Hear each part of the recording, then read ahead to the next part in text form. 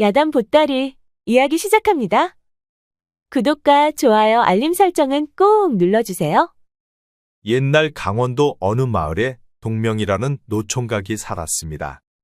동명이는 병든 어머님을 모시고 힘겹게 살아가고 있었지요. 어느 날 동명이는 병든 어머님을 위해 약초를 캐러 산으로 향하고 있었습니다. 동명이는 깊고 깊은 산속에서 약초를 한참 찾고 있었는데, 아니 이게 뭔 일이랍니까? 이 깊은 산속에 웬 하얀 소복을 입은 처녀가 쓰러져 있는 것이었지요. 이보시오, 정신 좀 차려보시오. 처녀는 무척 예쁘고 아름다운 것이었습니다. 그런데 아무리 흔들어 깨워봐도 처녀는 의식이 없는 것이었지요. 그러자 동명이는 처녀의 가슴에 귀를 대보았죠. 그런데 처녀의 심장은 뛰고 있는 것이었습니다. 심장은 뛰고 있는데 의식이 없는 것으로 보아 기력이 다해 쓰러졌나 보구나. 동명이는 처녀를 업고 얼른 집으로 향했습니다. 그리고 방 안에 눕히고 입안에 물을 넣어 주었지요. 얘야, 이 처녀는 누구냐? 산속에 쓰러져 있어서 데려왔어요. 그러느냐, 이처럼 고운 처녀가 어쩌다 산속에 쓰러져 있었단 말이냐? 어머님도 처녀를 보며 무척 안쓰러워하는 것이었습니다. 동명이도 잠들어 있는 처녀를 보고 있으려니 처녀가 천사처럼 곱고 너무 예쁜 것이었지요. 처녀를 보고 있는 동명이의 가슴이 왠지 두근거리고 설레이는 것이었습니다. 그렇게 꼬박 하루가 지나니 처녀가 눈을 뜨는 것이었죠. 정신이 좀 드시오. 이곳은 어디인가요? 이곳은 우리 집이요. 산속에 쓰러져 있기에 데려왔습니다. 그렇군요. 저를 살려주셨군요. 이 은혜를 어떻게 갚아야 할지요? 괜찮습니다. 이렇게 살아주셨으니 그거면 됐습니다. 동명이의 심장은 더욱 요동치는 것이었습니다. 커다랗고 총기 있어 보이는 눈을 가진 처녀를 보니 노총각 동명이의 심장은 어쩔 줄을 모르고 쿵쾅거리는 것이었죠. 며칠째 먹지를 못해서 배가 고픈데 먹을 것 좀 있을까요? 그렇지 않아도 일어나면 주려고 준비를 해두었답니다. 동명이는 얼른 부엌으로 가서 마지막 남은 보리밥을 처녀에게 주었습니다. 그러자 동명이가 가져온 보리밥을 순식간에 해치운 처녀는 이제 좀 살 것 같았지요. 그런데 어쩌다 깊은 산속까지 가서 쓰러진 것이요.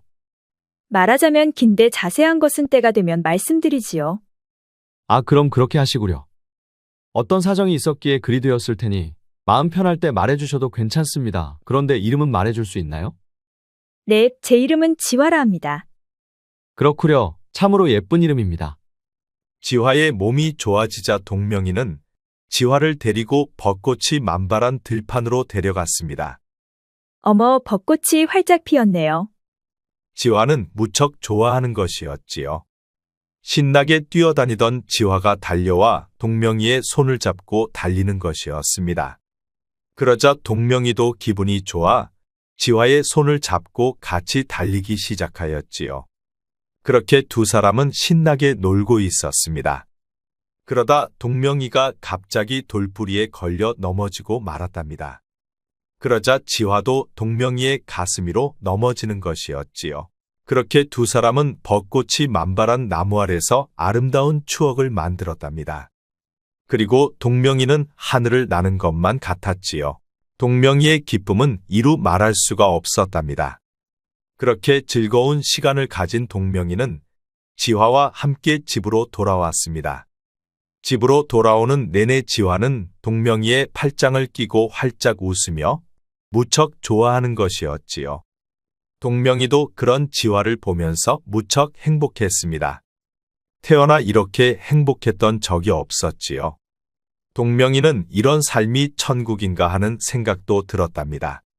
하지만 집으로 돌아온 동명이와 지화 그리고 어머니까지 쫄쫄 굶을 수밖에 없었습니다. 마지막 남은 보리밥을 지화에게 먹였기 때문이었지요. 그렇게 세 사람은 쫄쫄 굶고 잠을 청할 수밖에 없었습니다.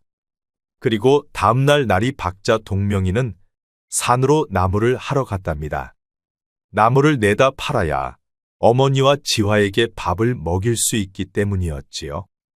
그리하여 동명이는 산으로 올라가 나무를 하기 시작하였습니다. 나무하는 동명이는 힘이 절로 솟는 것이었지요. 지화 생각만 해도 흥얼흥얼 콧노래가 나오고 이렇게 기분이 좋을 수가 없었답니다.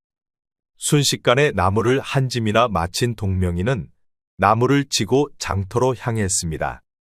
그리고 나무를 판돈으로 보리쌀 한 대를 사가지고 신나서 노래를 부르며 집으로 향하고 있었지요. 어이 동명이 손에 든 것 이리 내놓고 가거라.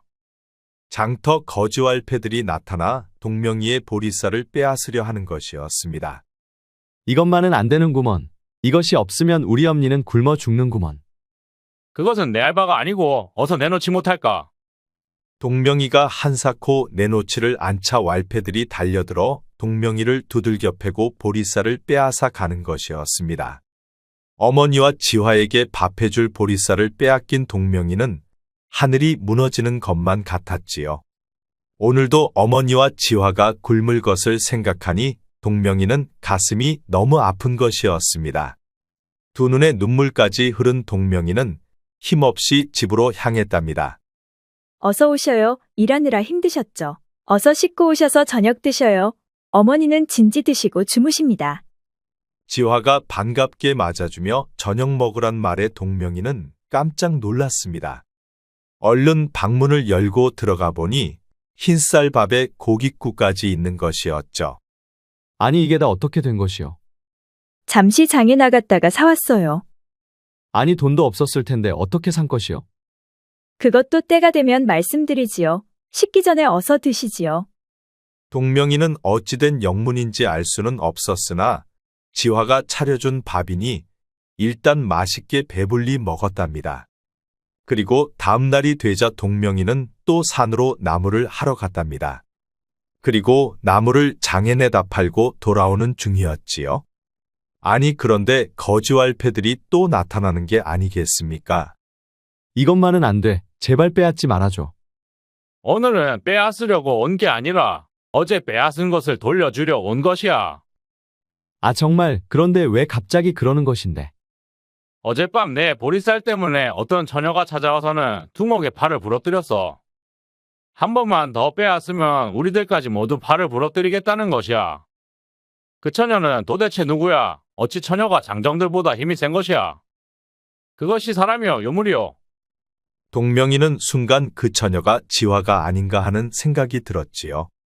지화에 대해서 아는 게 하나도 없는 동명이는 지화가 무척 궁금해지는 것이었습니다.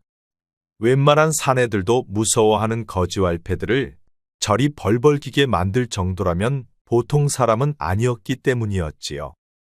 집으로 돌아온 동명이는 또 지화가 차려놓은 밥상을 보았습니다. 흰 쌀밥에 고깃국, 고기 반찬이 있는 것이었지요. 도대체 지화는 무슨 돈으로 이렇게 쌀과 고기를 살 수 있는 것일까? 동명이는 속으로 생각했습니다. 오늘도 일하느라 고생이 많았지요. 지화는 동명이에게 밝은 미소를 지으며 무척 잘해주는 것이었죠. 그럴수록 동명이는 지화가 무척 더 궁금해지는 것이었습니다. 미소 속에 숨겨진 엄청난 힘이 왠지 두렵기까지 하는 것이었죠. 그 후로 동명이는 지화를 봐도 왠지 전 같지가 않은 것이었습니다. 설레이고 가슴 뛰는 것도 없어진 것이었죠. 어느 순간부터 지화가 두렵고 무섭기까지 하는 것이었습니다. 그렇게 몇 달이 지나자 지화가 말하는 것이었죠. 제가 마을에 집을 하나 마련하였습니다. 그러니 그 집으로 이사를 하시지요. 지화가 집을 장만했다는 말에 동명이는 깜짝 놀라지 않을 수가 없었습니다. 그리고 동명이는 지화를 따라 새로 장만했다는 집으로 가보았지요. 그 집은 커다란 기와집이었는데 양반들이나 살 수 있는 그런 집이었죠. 기쁨도 잠시 동명이는 지화가 더 무서워지는 것이었습니다. 크고 좋은 집에서 살게 되었으니 기쁠 만도 한데 어떻게 이렇게 큰 집을 마련할 수 있었는지 도대체 알 수가 없었기 때문이었지요. 지화는 도대체 어떤 사람일까? 도대체 어떤 능력을 가지고 있기에 이런 집을 살 수 있는 것일까? 동명이는 속으로 수많은 생각들이 드는 것이었습니다. 집안 구석구석 둘러보고 나니 지화가 또 말하는 것이었죠. 이 집은 마음에 드세요? 내 마음에 듭니다. 그런데 이렇게 좋은 집에서 살아도 되는 것인지는 잘 모르겠습니다. 그런 건 걱정하지 않으셔도 됩니다. 이 집의 명의도 동명님 명의로 되어 있으니 맘 놓고 사셔도 됩니다. 그리고 논과 밭도 있습니다. 저를 따라오시지요. 동명이는 지화의 말에 또 깜짝 놀랐습니다. 집도 과분한데 논과 밭이라니요? 지화를 따라 논과 밭을 본 동명이는 두 눈이 휘둥그레지는 것이었지요. 이곳이 모두 동명님 것입니다. 아니 어떻게 이렇게나 많은 땅을 살 수가 있단 말이요? 조상 대대로 평생 땅 한 평 없이 살아온 동명이는 입을 다물 수가 없었습니다. 끝없이 펼쳐진 땅을 보며 그저 놀라울 따름이었죠.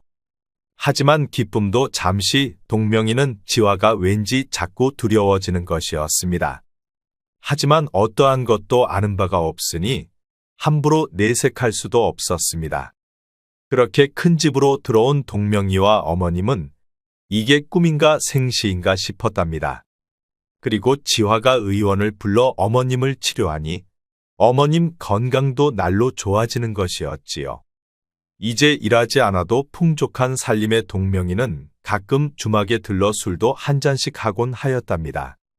비싸서 엄두도 내지 못했던 탁주를 마음 놓고 마시게 되니 그 또한 재미가 있었지요. 그렇게 동명이가 여느 때와 마찬가지로 주막에서 술을 한잔하고 있었는데 옆자리에서 들려오는 소리가 무척 신경 쓰이는 것이었습니다.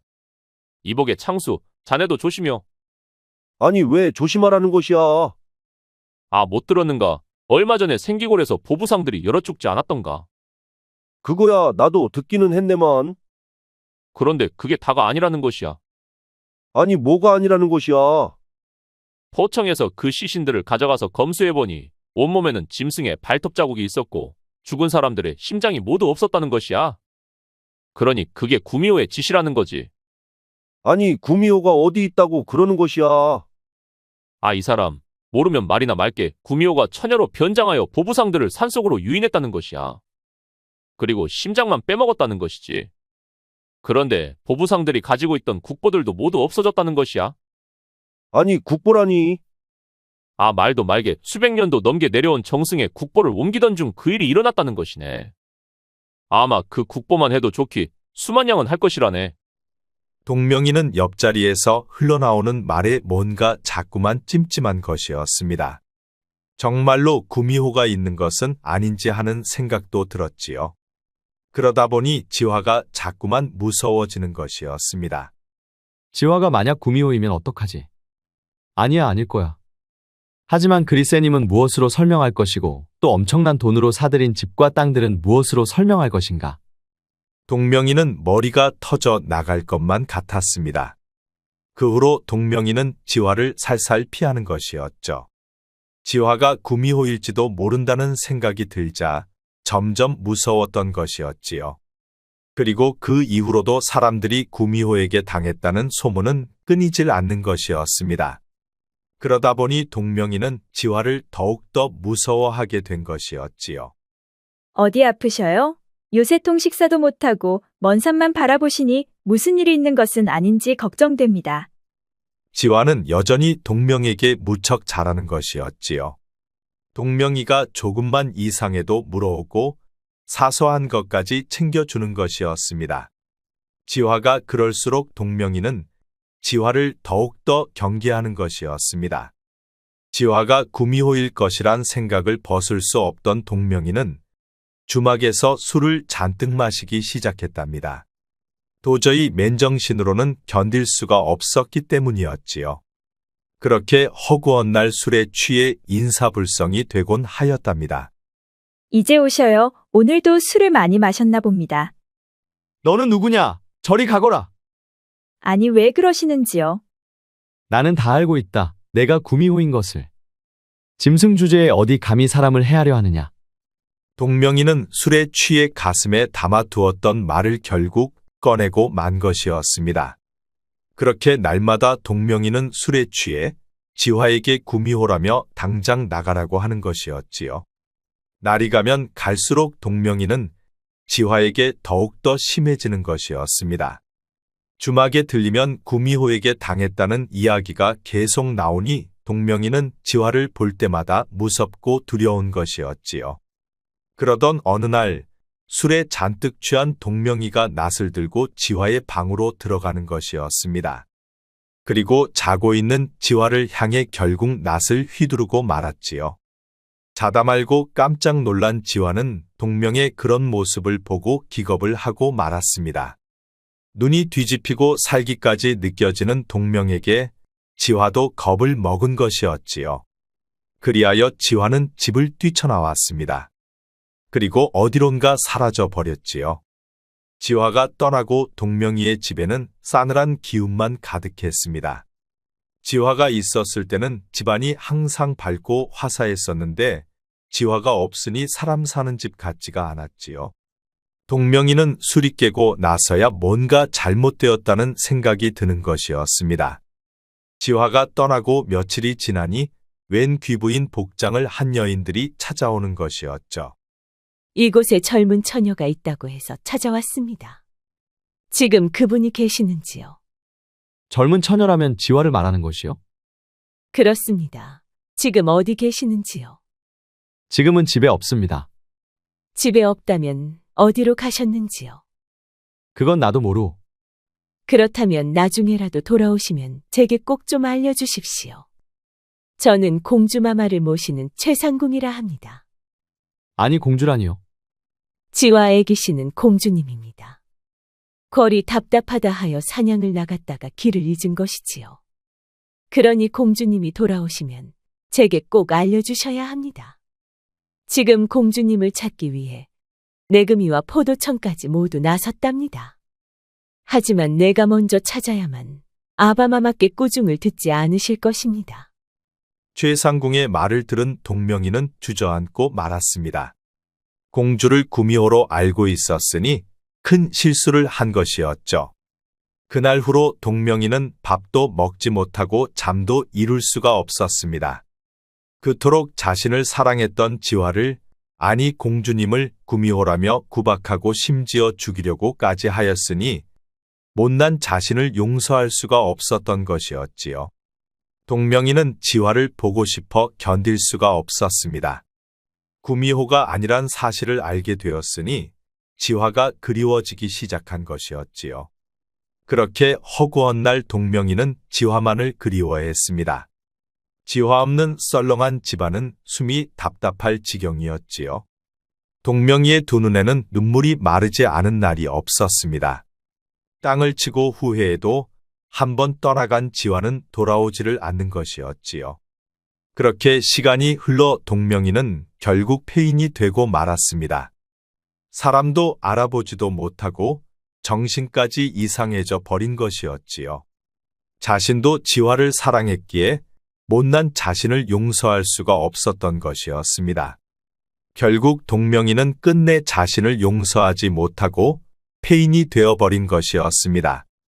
옛말에 취중망언성후에 라는 말이 있습니다. 술에 취해 망령된 말을 하면 술이 깬 뒤에 후회한다는 말이지요. 사람을 쉽게 판단하고 쉽게 말하다 보면 결국 후회하는 것은 자신이라는 말이기도 하답니다. 이야기 속 동명이가 그랬던 것처럼 말이지요. 구독과 좋아요, 알림 설정 부탁드립니다. 앞으로도 재미있는 이야기가 많으니 다른 영상도 재미있게 봐주세요. 우리 이야기가 재미있으셨나요? 그럼 여러분 모두 오늘도 행복하고 즐거운 시간 되세요.